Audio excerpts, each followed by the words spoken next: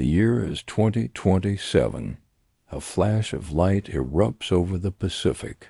Within 18 minutes, 3 capitals go dark.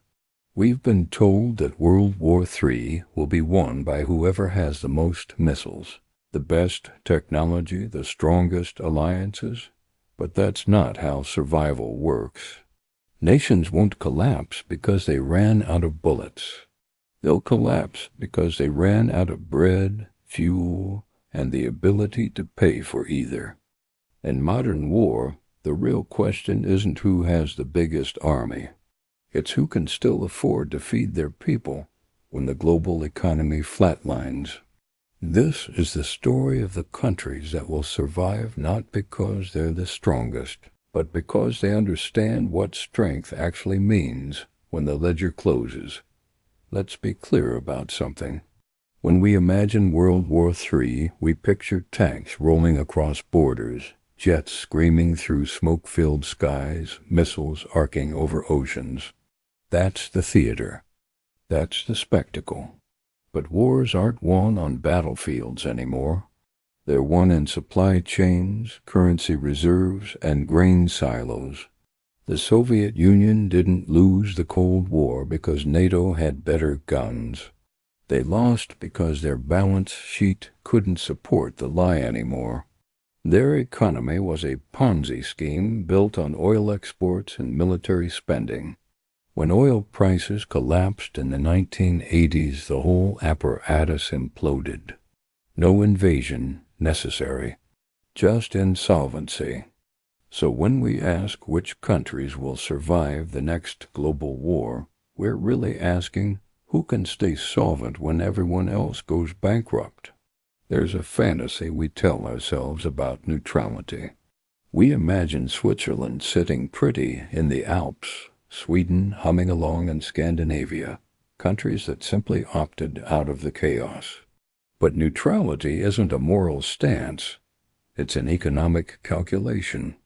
Switzerland survived 2 world wars not because it was peaceful, but because it was useful. It held everyone's gold. It processed everyone's money. It was the offshore account of the 20th century. Destroying Switzerland would have been like burning your own bank. Sweden sold iron ore to the Nazis and ball bearings to the Allies. Neutrality meant liquidity. It meant keeping the cash flowing from both sides. That's the first rule of survival. Be indispensable or be invisible. Now, let's talk about the countries that have mastered invisibility. New Zealand sits at the bottom of the world, more than 2,000 kilometers from its nearest significant neighbor. It has no oil, no rare earth minerals, no strategic ports that matter in a missile exchange between superpowers. What it does have is water, soil, and sheep. Lots of sheep. In a world where global trade collapses, New Zealand can feed itself indefinitely. Its population is under 5 million. Its agricultural output could sustain 3 times that. It has renewable energy from hydro and geothermal sources.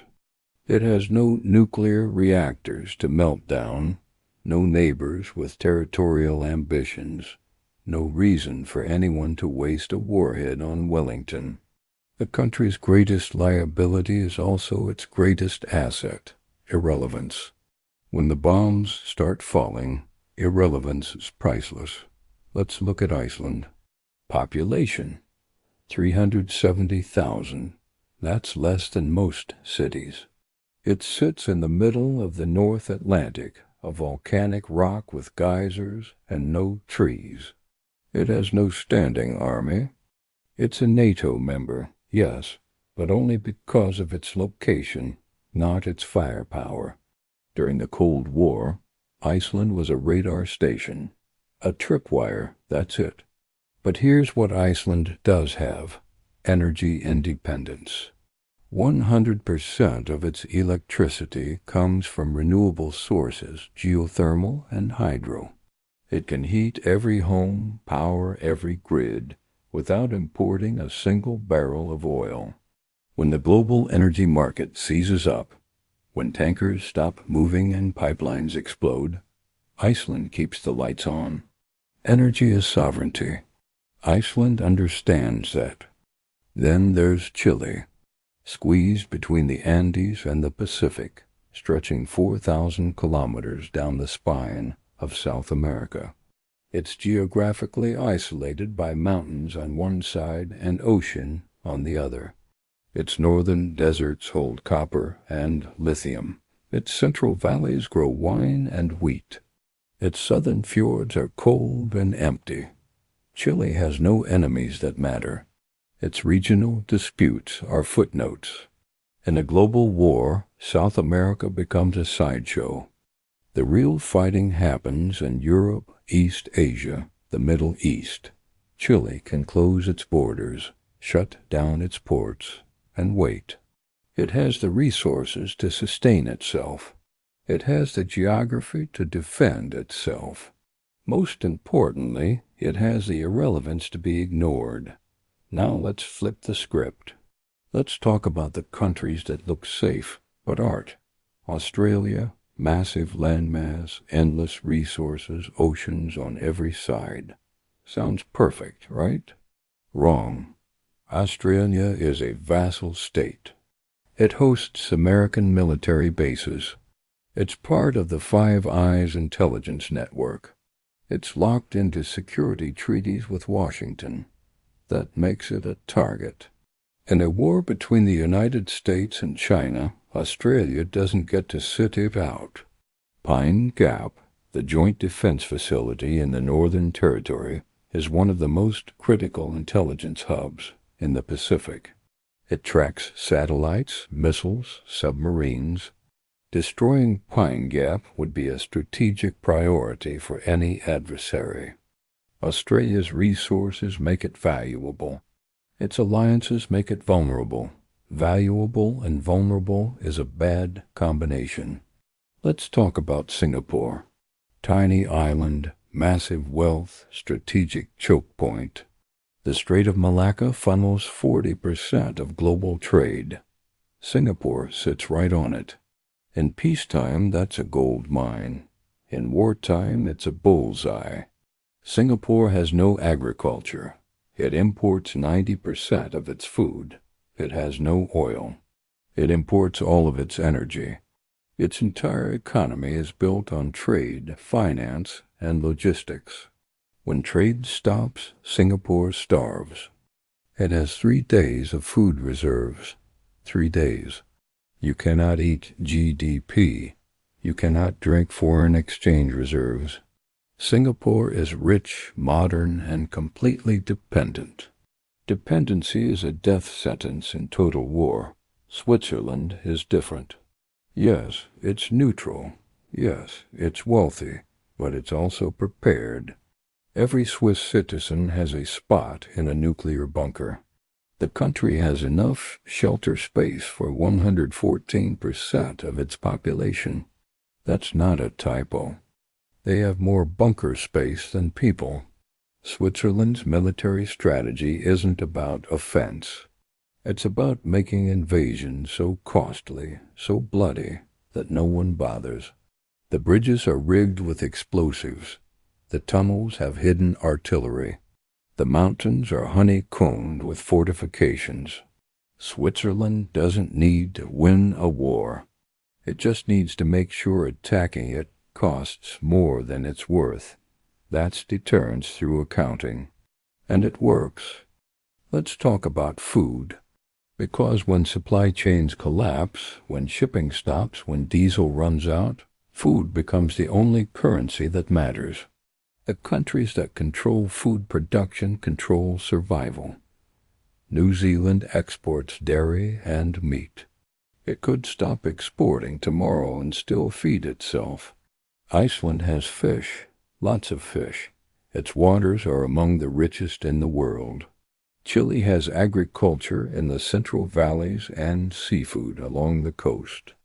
These countries have caloric sovereignty. Now compare that to Japan.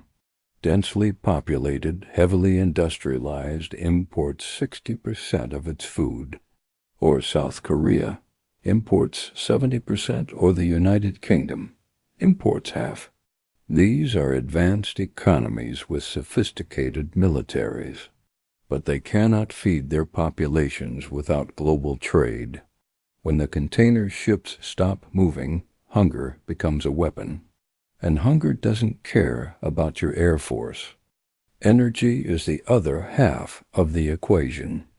Germany learned this the hard way.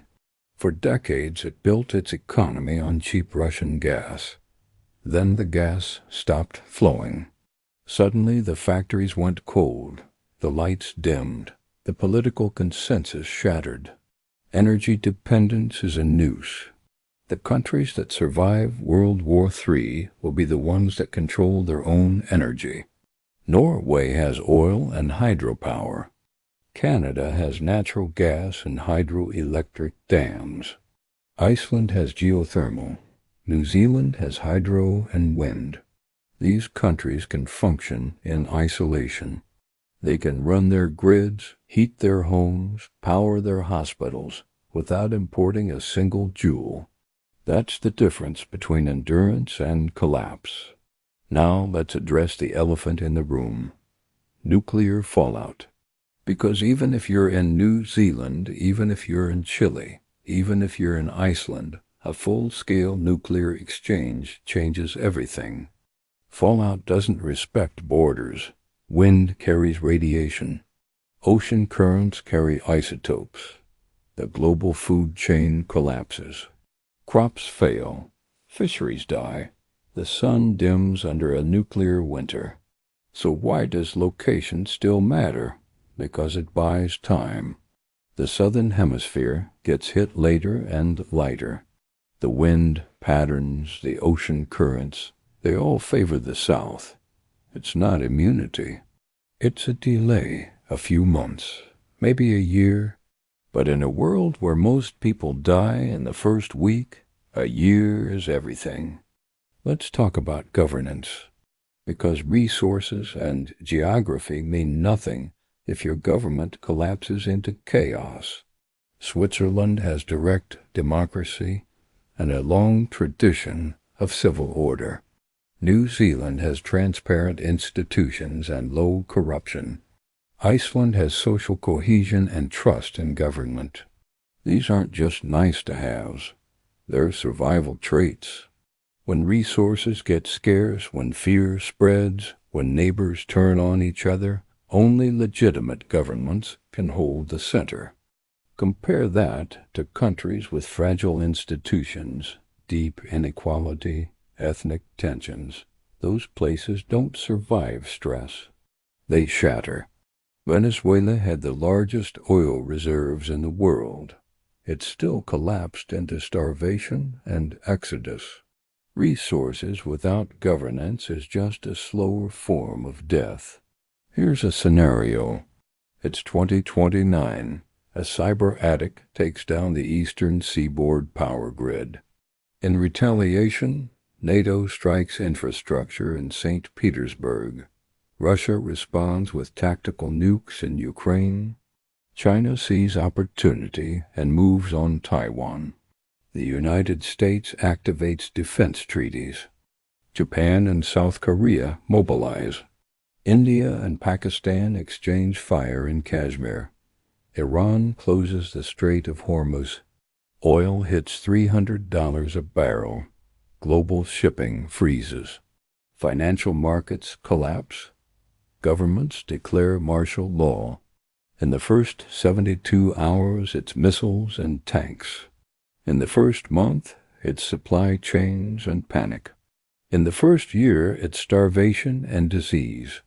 The countries that survive aren't the ones with the best missiles. They're the ones that still have bread and fuel in month 13. So who makes the list? New Zealand, top of the board. Isolated, self-sufficient, stable. Its biggest risk is refugee pressure, but it's an island. It can control access. Iceland, cold, remote, energy independent. Its NATO membership is a liability, but it has no bases, no troops, no strategic value beyond early warning. Switzerland. Landlocked in Europe, yes, but armed, organized, and neutral by instinct. Its bunkers and tunnels are the best in the world. Chile. Far from the action, resource-rich, defensible. Its Achilles heel is reliance on copper exports. But in a post-trade world, that doesn't matter. You don't need exports when there's no one to export to. Norway. It has oil, fish, and mountains. Its NATO membership is a problem, but its northern location and harsh terrain make it expensive to attack. Here's who doesn't make the list. The United Kingdom. Imports food, imports energy, small landmass, high population density, prime target. Japan, same problems, worse location. South Korea. Sandwiched between China and North Korea. No margin for error. Germany. Economically powerful, militarily impotent, energy dependent, demographically strained. France. Nuclear power, yes, but surrounded by instability and burns through resources fast.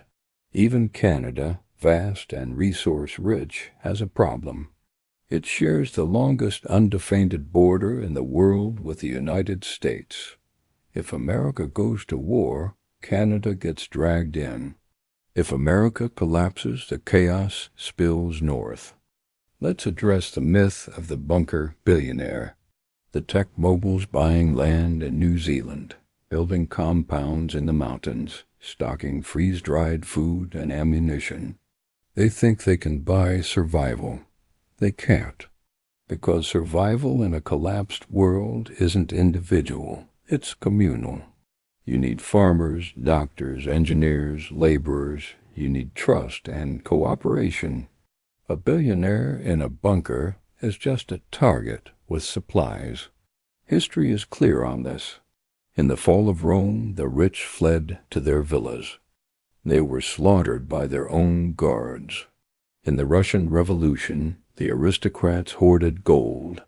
They were shot in basements. Wealth is only valuable in functioning markets. When markets die, wealth becomes a liability. Here's the brutal calculus. In a global war, 90% of humanity is in the blast radius, literal or economic. Most of Europe, most of Asia, most of North America. The cities go first, the coasts go next. The interior regions without water or food supply collapse into violence. The nations that remain functional will be small, distant, and organized. They'll ration resources. They'll close borders. They'll make hard decisions about who gets in and who doesn't. Morality becomes a luxury no one can afford. The survivors won't be the kindest or the bravest. They'll be the coldest and the most prepared. Let's talk about debt. Because modern war is expensive. The United States spent over $2 trillion in Afghanistan. Russia is burning through reserves in Ukraine. China is drowning in local government debt. When World War III starts, every combatant nation will print money, issue bonds, seize assets. Inflation will explode. Savings will evaporate. Currencies will collapse. The countries that survive won't be the ones with the biggest GDP. They'll be the ones with the least debt and the most self-reliance. Debt is a claim on future production. But if there's no future production, debt is just a lie. And lies don't feed people. Think about this. The global food supply operates on a just-in-time model. Supermarkets have 3 days of inventory. Warehouses have 2 weeks. If transportation stops, cities run out of food in 72 hours. Panic buying cuts that to 24. In a war scenario, the food doesn't disappear. It just stops moving. Farms still have grain. Ports still have containers. But without trucks, trains, and fuel, it might as well be on the moon. The countries that survive are the ones where food is local, where the farm is 20 kilometers away, not 2,000. Let's talk about water. You can live without food for weeks. You can't live without water for 3 days. Most of the world's fresh water is polluted, over-extracted, or controlled by hostile neighbors. Egypt depends on the Nile. Ethiopia is building dams. That's a war waiting to happen. India and Pakistan share rivers and hatred. The Middle East has been fighting over aquifers for decades. The countries that survive World War III will be the ones with secure, renewable water sources. New Zealand has rainfall and rivers. Iceland has glaciers and springs. Canada has lakes. Water is life, and when the taps run dry, life ends fast. Here's the timeline. Year 1, the war itself. Missiles, troops, destruction. Year 2, the famine. Crops fail, supply chains are gone. Populations starve. Year 3, the disease. Sanitation collapses, medicine runs out, pandemic spread. Year 4, the warlords. Central governments lose control, regions fracture, violence becomes local. Year 5, the silence. The war is over. Not because anyone won, but because there's no one left to fight. The countries that make it to year 6 are the ones that never entered the fight. The ones that closed the gates, rationed the bread, and waited for the screaming to stop. Switzerland wrote the manual on this. During World War II, it mobilized its entire male population. During World War II, it mobilized its entire male population. It fortified every bridge and tunnel. It told Germany, invade us and we'll blow the Alps. You'll get nothing but rubble. Germany calculated the cost. It wasn't worth it. Switzerland survived not because it was loved, but because it was expensive. That's the lesson. Make yourself too costly to conquer, or make yourself too irrelevant to bother. Either way, you survive. Let's address the argument that technology will save us, that satellite networks and AI will keep systems running. No, technology is fragile. It requires electricity, rare materials, and supply chains. When the grid goes down, the servers die. When the chips stop shipping, the phones go dark. The most advanced militaries in the world run on logistics. Fuel, ammunition, food, medicine. When logistics break, technology is useless. A tank without diesel is a sculpture. A drone without an operator is junk. The countries that endure will be low-tech, not high-tech. They'll use horses, bicycles, wood stoves. They'll go backward to go forward. Here's the final truth. World War III won't be won. It will be survived. There will be no victory parades, no treaties signed in grand halls. Just scattered communities clinging to life in the margins. The safest countries aren't preparing to win. They're preparing to endure. They're stockpiling grain, not gold. They're building bunkers, not banks. They're teaching survival, not software. Because when the world burns, the only thing that matters is whether you can still eat, drink, and stay warm. Everything else is dust. New Zealand will survive because it's too far and too small. Iceland will survive because it's too cold and too self-sufficient. They're the ones that understand the oldest truth in human history. Sovereignty is solvency, and solvency is survival.